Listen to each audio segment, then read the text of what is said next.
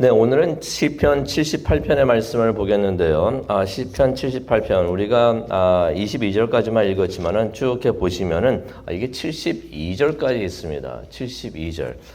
긴 편이죠. 다른 시편보다 좀 길다고 느껴집니다. 하지만은 시편 78편이 이스라엘의 역사를 기록한 시편이 되겠습니다. 그렇다고 친다면은 그리 길지도 않겠다라는 생각도 들기도 합니다. 그래서 시편 78편 전체 내용을 보게 되면은 하나님을 버린 그 북왕국 이스라엘에 대해서 이야기를 하고 있고요. 또 광야에서 지은 죄에 대해서 이야기를 하고 있고, 또 애굽에서 얻은 교훈을 그것을 많이 잊었다라고 말씀하시는 그 하나님의 말씀이 있고, 또 가나안에서의 죄도 기록을 하고 있고요. 또 다윗을 통한 하나님의 사랑을 이야기하고 있는 것을 우리가 보게 됩니다. 근데 그런 생각이 들어요. 왜 아삽이 시편 78편을 통해서 이스라엘의 역사를 들여다봤을까? 그런 말이 있죠. 과거를 기억하지 못하면 그것을 반복하게 될 것이다 라는 그런 유명한 말이 있습니다. 그래서 그렇지 않았을까? 지난날 조상들이 지은 죄를 반복하면서 같은 죄를 짓지 말자는 뜻에서 아삽이 이렇게 이스라엘의 역사를 기록하지 않았을까? 그렇게 생각을 해봅니다. 시편 78편을 우리 그래서 간단히 한번 보기를 원하는데요. 솔직히 아삽이 시편 78편을 쓰면서 왜 자신이 이 시편을 썼는지 그 의도를 설명을 하고 있습니다. 1절을 보면 이런 말을 있습니다. 백성들이여 내 가르침을 들으라. 내가 하는 말에 귀를 기울이라 라고 말을 합니다. 그러면서 이제 2절에 보니까 예로부터 감추어졌던 것을 드러낼 것이다 라고 말을 하고 있습니다. 지금까지 감춰졌던 것들, 비밀을 말하고 있죠. 그 비밀을 말해주겠다고 합니다. 근데 그 비밀이 무엇일까요? 근데 이 비밀이 아닙니다. 이미 들어서 알고 있는 것이고 조상들이 전해준 것이라고 3절에 말을 하고 있습니다. 이미 들어서 알고 있는 것들, 또 우리가 조상들이 우리에게 전해준 것들, 그것이 무엇일까요? 그것은 바로 역사를 말하고 있는 것입니다. 과거에 있었던 일들을 말하고 있습니다. 4절을 보니까 이스라엘이 이것을 이미 들었고 이제는 후세에게 전해야 되는 그러한 말씀이 되는데 그것들이 무엇인가? 4절을 보니까 더 풀어서 말씀을 해주십니다. 하나님이 행하셨던 기이한 일들, 하나님이 행하셨던 하나님만이 하실 수 있는 일들, 이것을 보면서 하나님이 우리와 함께 하셨고 하나님이 하신 것이다 라고 생각할 수 있는 바로 그것들을 말을 해주겠다는 것입니다. 그러면서 이제 하나님께서 5절을 보니까 이스라엘을 위해서 계명을 세우셨고 그의 법을 정하셨고 자녀들에게 또 이것들을 가르치라고 명령하셨다라는 것을 다시 한번 상기시킵니다. 여기서 또 말하는 후세들, 다음 세대들, 아직 태어나지 않는 후세들을 말하고 있는데 아직 태어나지 않은 사람들, 그 후세들도 알고 있어야 되고 또 그들이 그들의 후손에게도 또 전해야 되는 것이 바로 이러한 일들이다라고서 말을 하고 있으면서 하나님께서 그렇게 하기를 하나님께서는 원하신다고 6절에 말을 하고 있습니다. 하나님의 은혜를 우리가 체험합니다. 체험한 것을 우리만 알고 있는 것이 아니라 우리 자녀들에게 말을 해 주어야 할 것이고 또 우리 자녀들의 후손들 아직 태어나지 않았다 할지라도 그 자손들에게도 전하여 주고 또 그들이 또 그들의 자손들에게 전해야 되는 것이 바로 하나님이 우리에게 보여준 하나님의 기이한 일들이 아닌가, 은혜가 아닌가 생각을 해봅니다. 목적은 무엇입니까? 그래서 우리의 후손들이 하나님을 의지하고 하나님을 알고 하나님을 의지하고 하나님이 행하신 일들을 잊지 않고서 그의 말씀을 지킬 수 있도록 바로 그것을 위해서 우리가 그렇게 해야 된다는 것을 이야기하고 있습니다. 그러면서 이제 아삽이 이야기를 하죠. 8절에 보면 조상들이 고집이 셌고 반항적이었고 마음이 바르지 않았고 하나님께 신실하지 않았다. 이런 나쁜 과거가 이전에 있었는데 이것을 반복하지 않기 위해서는 우리가 이런 일을 해야 된다라고서 말을 하고 있는 것입니다. 나쁜 과거를 그러면서 이제 구체적으로 이야기를 하고 있는데요. 어떤 죄들이 있는가? 9절에서 11절을 보면은 이스라엘의 죄가 나옵니다. 하나님을 버렸다라는 말을 합니다. 에브라임이라고 말이 나오는데요. 에브라임은 북왕국 이스라엘을 말하는 것입니다. 9절에 이런 말을 합니다. 좋은 무기를 가졌으나 전쟁에서는 패배했다. 무기가 없어서 전쟁에 패배를 한 것이 아니라 가질 건 다 가졌어요. 그러면 세상 사람들의 눈에 봤을 때 분명히 승리해야 되고 강해야 되는데 전쟁에서 실패를 하고 패배를 합니다. 이유가 있습니다. 10절에 나오죠. 그들이 하나님의 말씀을 지키지 않았고 말씀대로 살기를 거부했기 때문이다. 그리고 11절에 또 말을 하고 있습니다. 하나님이 행하신 일들을 잊었기 때문이다. 하나님을 잊고 하나님의 말씀을 거부하는 것. 이게 큰일이 아닐 것 같지만은 이게 실패의 원인이 될 수가 있다는 것입니다. 하나님의 백성들은 그랬는데 하나님은 그들을 위해서 무엇을 하셨는가? 이제 하나님의 은혜에 대해서 이제 설명을 하고 있는데요. 어저께도 봤지만은 같은 이야기가 또 나오고 있습니다. 바다를 가르고 물을 세우고 그리고 그 가운데를 지나게 하셨다. 홍해 가르신 거. 그거를 하나님께서 홍해를 가르신 거 다시 한번 이야기를 하고 있습니다. 바다를 갈랐고 물들을 세웠고 그 가운데를 지나게 하셨다. 13절에 나오죠. 14절에 보니까 낮에는 구름으로 밤에는 불빛으로 인도하셨다. 낮에 뜨겁습니다. 무척이나 뜨겁기 때문에 광야는 참 뜨겁죠. 그러한 뜨거운 광야를 낮에 지나려면 구름의 그늘이 필요하기 때문에 하나님께서 구름으로 인도를 하십니다. 그 뜨거운 광야를 낮에 막 지나는데 뜨거운 구름 불기둥으로 인도를 하셨으면 그 살아남을 사람이 하나도 없을 것이었을 거예요.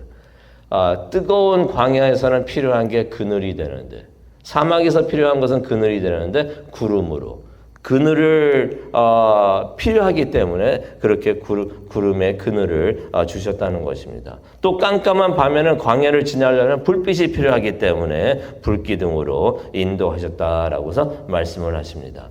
또 15절에 보니까 목이 마르면 반석을 쪼개가지고 물을 마시게 하셨는데 흡족하게 마시게 하셨다.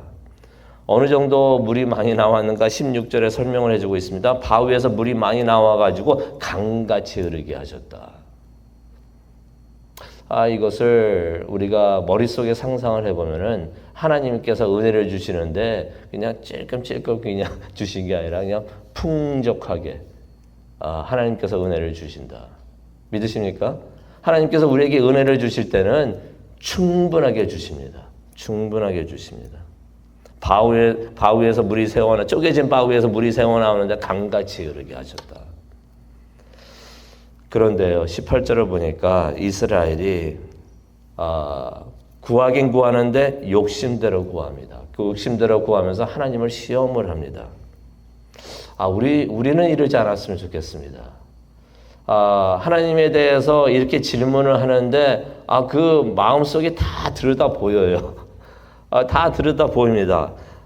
그러면서 뭐라고 기도를 하는가? 하나님께 구했는가?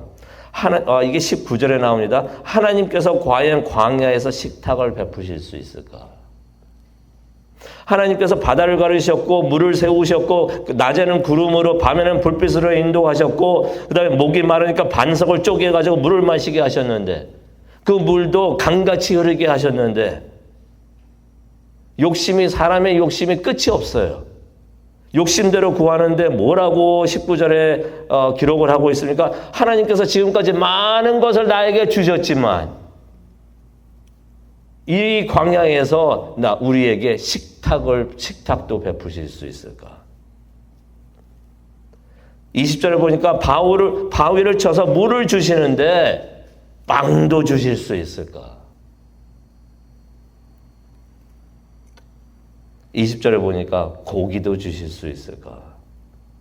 하나님의 능력을 보고 하나님의 은혜를 체험을 합니다. 감사하면서 그것을 믿고 지금까지 지내온 것 하나님의 은혜입니다. 하나님의 은혜를 믿고 앞으로도 하나님께서 에베네셀의 하나님, 앞으로도 우리를 지켜 보호해 주실 줄로 믿습니다 하는 믿음으로 하나님께 기도를 했으면은 하나님께서 축복을 주시는데 하나님을 성경에 보니까 시험을 했다. 지금까지 주셨는데 더 원하는 거예요. 더 받기를 원하는 것입니다. 하나님께 믿고서 간구하면 될 터인데 뭐라고 말합니까? 하나님을 시험을 하는 거죠. 하나님 이것까지 해주셨는데 이것도 해주실 수 있습니까?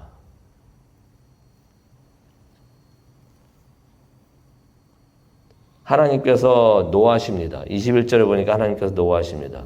그들의 마음을 보고 계셨기 때문에 그러시죠. 그래서 그들의 마음이 어떠했는가 22절에 설명을 하고 계십니다. 하나님을 믿지 않았고 그를 의지하지 않았던 마음이다 라고 말씀을 하십니다. 그냥 그들이 어떠했는가 하나님을 의지하고 하나님을 믿은 게 아니라 그들이 원했던 것은 무엇입니까? 하나님을 원했던 게 아니라 하나님을 통해서 얻기 위했던 자신들의 욕심 그것만을 원했던 것이에요. 하나님을 원했던 게 아니에요. 하나님은 자신들이 얻기 위한 것을 얻기 위해서 사용을 했던 도구가 되었던 것이에요. 하나님은 그것을 보셨다는 것이죠. 그들이 하나님을 이용해서 얻고 싶은 것을 얻고자만 했던 그 마음을 보시고 하나님께서 노하셨다. 저 같으면은 벌을 내립니다. 한 대 칠 것이 뒤통수를 한 대 딱 쳐가지고 뭐야 이거 라고 할 것 같은데 하나님은 그렇지 않으십니다. 23절에 보니까 그들이 그렇게 원하고 그런 마음으로 하는데도 하나님께서 노하셨지만은 하늘 문을 여시고 24절입니다. 만나를 비같이 내려주시고 떡을 먹게 하시고 25절에 보니까 음식을 충족하게 주셨다. 이게 하나님의 은혜가 되는 줄로 믿습니다. 우리가 참 그런 마음을 가지고 하나님께 나가와도 이게 부모님의 마음, 아버지의 마음이 아닌가. 자녀를 사랑하기 때문에 그런 자녀들의 부족함을 보시고도 그래도 하나님께서 하늘 문을 여시고 만나를 주시고 떡을 주시고 음식을 충족하게 하셨다. 광야에서 식탁을 베풀 수 있을까라고 말을 하고 있으니까 하나님께서 직접 베풀어 주신 것을 우리가 볼 수가 있습니다. 그래서 29절을 보니까 실컷 먹게 하시고 그들이 원하는 대로 주셨다라는 말씀이 있습니다. 그런데 이스라엘이 30절을 보니까 욕심을 버리지를 않습니다. 그래서 결국에는 하나님께서 진노하사 그들을 치시는데요. 그러면서 이제 31절을 보니까 벌을 내리시는 것을 보게 됩니다. 근데 그럼에도 불구하고 이스라엘이 어떻습니까? 여전히 하나님께 범죄를 했다. 얼마나 범죄를 많이 했으면은 아삽이 40절에 이런 말을 합니다. 그들이 얼마나 많이 조상들을 이야기하고 있는 거죠. 자신의 조상들을 이야기하고 있습니다. 그들이 얼마나 많이 광야에서 하나님께 반항을 했고 사막에서 그를 슬프게 하였는가. 하나님도 감정을 가지고 계시는데 우리가 그렇게 행할 때 하나님께서 마음에 슬픔이 있다는 것이에요. 그러면서 이제 이스라엘의 죄를 정리를 해서 말해주는데 이것이 가장 큰 죄가 아닌가. 42절입니다. 하나님의 능력과 하나님께서 그들을 적으로부터 구원하신 것을 그들이 기억하지 못했다. 하나님의 은혜를 받는데 우리는 그 은혜를 기억하기를 원합니다. 우리가 하나님의 은혜를 기억을 하지 못하는 것, 그것이 하나님께 큰 죄가 되는 것을 우리가 말씀을 통해서 다시 봅니다. 그러면서 이스라엘이 그런 죄를 버리지 못하고 가나안에 들어가서도 계속 똑같은 일을 했다. 광야에서도 그러더니 솔직히 애굽에 있을 때도 그랬죠. 그러면서 광야에 있을 때도 같은 죄를 범하더니 가나안에 들어가서도 똑같은 일을 하고 그랬다. 하나님께서 그들을 가나안으로 인도하셨고 땅을 기업으로 분배하시고 그 땅에 살게 하셨는데 54절과 55절에 나오는 말씀입니다. 56절을 보니까 하지만 그들이 계속해서 하나님을 시험하고 하나님의 말씀을 어겼다. 조상들의 죄를 이스라엘이 계속해서 반복하고 있는 것을 우리가 보고 있고 그것을 또 57절에 기록을 하고 있는 것입니다. 58절에 보니까 산당들도 지었고요. 우상들을 만들어가지고 하나님을 진노하게 하시고 그래서 하나님께서 그들을 벌하셨다는 말씀이 63절과 64절에 나옵니다. 역사가 계속해서 반복을 하고 있습니다. 똑같은 일이 계속해서 이루어지고 있는 것이에요. 근데 지금까지 제가 설명을 드렸고 또 시편 78편에 기록이 되어 있는 것들은 그러한 죄들은 같은 사람들이 계속 같은 죄를 범하고 있던 것이 아니에요. 이게 그렇게 많이 오면서 이 애굽을 떠나가지고 가나안에 들어가가지고 같은 죄를 계속 반복하고 있는데 같은 사람들이 아닌 거 우리가 잘 알고 있잖아요. 세대가 바뀌었던 것이. 세대는 바뀌었는데 죄들은 같은 죄를 지고 있다. 여러 세대에 걸쳐가지고 이스라엘이 같은 죄를 계속해서 반복하고 있었던 것이. 과거를 잊으니까 하나님의 은혜를 기억하지 못하고 자신들의 잘못을 기억하지 못하니까 같은 죄를 계속해서 날은 바뀌는데 계속해서 옛적에 지었던 죄를 반복하고 있었다는 것입니다. 하지만 하나님께서 70절을 보니까 다윗을 택하사 그의 종으로 삼으셨고 하나님의 소유인 이스라엘을 치는 목자가 되게 하셨다라는 말씀이 71절에 나옵니다. 그러면서 다윗이 이스라엘을 먹이고 인도하게끔 하셨다라는 말씀이 72절에도 나옵니다. 이스라엘이 계속해서 죄를 짓고 있음에도 불구하고 하나님께서는 그들을 위해서 영적 지도자 다윗을 선택하여 그들을 이끌게 하셨다는 것입니다. 이게 무슨 의미가 있을까? 우리가 이것을 생각을 하면서 기도하는 시간을 갖기를 원하는데요. 이것은 과연 무슨 의미가 있을까? 계속해서 죄를 짓는데도 하나님께서 계속 은혜를 베풀어 주세요. 이것은 무슨 의미가 있을까? 하나님께서는 그의 사람들을 절대로 버리지 않으신다는 것입니다. 믿으시기를 바랍니다. 우리가 부족해도 우리가 많은 죄를 지어도 하나님께서는 우리를 절대로 버리지 아니하십니다. 죄를 지어도 하나님께서는 버리지 않으신다. 그러면은 이것이 우리가 계속해서 죄를 지어도 된다는 말이 되는 것인가? 그것은 아니죠. 하나님께서는 우리를 죄를 지었을 때 용서해 주시고 다시금 새로운 삶을, 올바른 삶을 살도록 하나님께서는 도와주시는데 하나님께서는 우리가 부족하고 쓰러져도 다시금 일어나서 하나님을 섬길 수 있도록 다시 한번 기회를 주신다는 것입니다. 오늘 말씀을 생각하면서 우리는 어떠한가? 이스라엘은 그랬는데 우리는 어떠한가 한번 생각해 보기를 원합니다. 우리 삶의 역사를 한번 보기를 원합니다. 그러면서 우리의 잘못한 것도 기억을 하고 하나님의 자비와 용서도 기억을 하고 하나님의 은혜도 우리가 기억하기를 원합니다. 이 모든 것을 우리가 잊지 말고 기억하여서 그래서 항상 감사하고 주님을 섬기는 우리 모두가 되기를 원합니다. 지금까지 지내온 거 내가 잘난 것이 아니고 하나님의 은혜였구나. 이것을 잊지 않고 계속해서 하나님을 예배하는 우리 모두가 되기를 원합니다. 그래서 과거를 통해서 좀 더 신실한 현재와 미래를 살아가는 우리 모두가 되기를 원하고 우리뿐만이 아니라 우리의 자손들도 아직 태어나지 않은 그 우리 자손들의 자손들까지도 하나님을 기억하고 하나님을 섬기는 그러한 은혜가 있기를 간절히 축원합니다. 기도하시겠습니다. 사랑과는 충만하신 하나님 아버지 감사합니다. 시편 78편을 통해서 이스라엘의 역사를 보게 하여 주시고 그 역사를 통해서 이스라엘의 부족함과 연약함을 보고 또한 그럼에도 불구하고 하나님께서는 은혜를 베풀어 주셔서 충분하게 하나님께서 은혜를 베풀어 주셔서 하늘 문을 여셔서 하나님께서 은혜를 부어 주시는 것을 다시 한번 생각을 해봅니다. 하나님 그것이 우리의 삶의 역사인 것을 깨닫고 하나님 앞에 나와서 감사하는 시간을 갖기를 원합니다. 우리가 부족했지만 하나님께서는 은혜를 베풀어 주셨고 충분하게 하나님께서는 하늘문을 여시고 은혜를 베풀어 주시는 것 에베네셀의 하나님이 되시는 것을 다시 한번 생각을 하면서 이 지금까지 지내온 것도 하나님의 은혜였고 앞으로도 하나님께서 우리를 인도해 주실 것이라는 것을 우리가 믿고서 하나님을 시험하는 것이 아니라 하나님을 믿고 의지하면서 하나님을 바라보고 섬기는 우리 모두가 되게 하여 주시옵소서. 그것을 위해서 기도하는 이 시간 되기를 원합니다. 성령님께서 함께하여 주시고 우리의 기도를 인도하여 주시옵소서. 감사합니다. 예수님의 이름으로 기도합니다.